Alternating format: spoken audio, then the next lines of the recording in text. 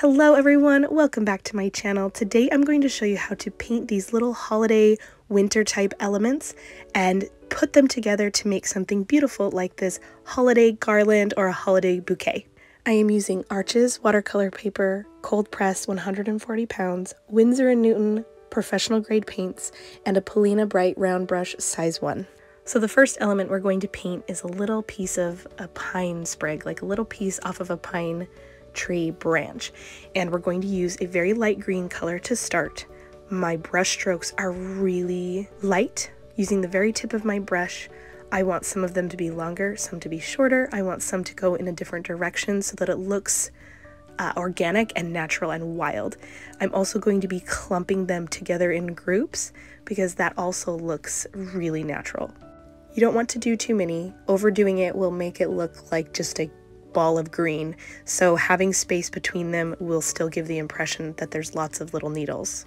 Now I've got a dark brown color and I'm just going through and making kind of short disjointed strokes to represent this stem, this tree branch that's coming through the middle and attaching to these little clumps.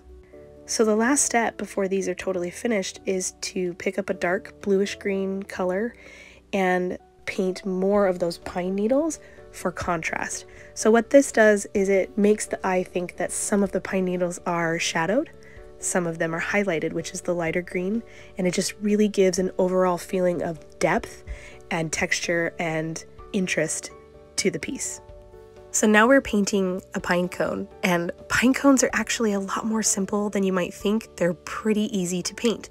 I'm just making these kind of half circle moon shapes around and around, leaving white space, touching them down together at different intervals so that it's not too much white space between them, because that does end up looking weird.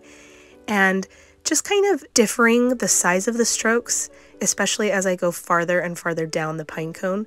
Towards the top, they're a little bit smaller, and towards the point, they're really close together. And then as I get down towards the bottom, they can flare out more. If you look at a reference picture for a pine cone, really, as long as you get that half moon shape, they can point in all kinds of different directions and it will look accurate. I'm also going through with a really dark brown color to touch down on some of those areas before it's dry, so that it gives the illusion of shadowing and also adds beautiful contrast, especially at the bottom. And now we're going to do some classic red berries, and these are pretty self-explanatory. I'm just painting really nice circular shapes. Personally, I like to leave a little bit of white space kind of as a highlight in the middle of the berry so that they don't look super flat. I'm also varying the size of the berries because that is realistic to nature. So some of them are going to be big, some are going to be really small. They're all going to be in different stages of development and maturity. And when you're able to do that in this loose style, it will seem more realistic than abstract. Now I'm going through with a brown color for the stems. I kind of like when it touches down on the berries a little bit. It adds a little bit of brown color and contrast to that red, which I like. And again, I'm keeping it nice and loose and organic. So I didn't even show you the process of painting those leaves at the top because I hate them. And I'm going to fix them in a second. So just ignore them for now. But I'm also adding an element of like wintry colored eucalyptus leaves to my bouquet. Eucalyptus leaves are pretty simple. You can paint them in a typical circle or in kind of a oblong oval type shape because some of them are flat or you can see them from the side. So I'm adding that element to my bouquet. So while these horribly ugly leaves are still wet, I went through with a bluish green color, the same color I used before, and I'm just smoothing out the edges, and I'm going to use more of a round leaf in my bouquet instead. I changed my mind because there's a lot of textures already going on within my elements, and I really thought that leaf was ugly, so we're going with a smooth circular leaf instead. And then even after I thought I had learned my lesson, I still wanted to try a holly leaf, and I'm just gonna say right now I wasn't feeling it. Even after I painted this leaf, I was like, I don't feel like it fits what I'm going for. I liked the look of this leaf 100% better, but I'm actually not going to use it in my bouquet, so. But that's how you paint it. So the final element I'm adding is a classic bright red rose. And I know a poinsettia is more traditional, but I thought it would be fun to show a different type of flower around the holiday time, but it's still really festive because of the bright red color. So how to paint a rose. I start with really tiny, almost dots in the middle, and I continue to go around and around, staggering these lines that begin to curve out and look more like half circles the farther out I go. And I play around with the amount of water in some of the petals and the waviness of some of the petals, but really the trick is to stagger your petals and to leave white space in between, because the white space gives the illusion that there are lots and lots of layers within the rose. So you can really add as many layers as you want, staggering things as you go, but those are the key elements to making it look as realistic as possible.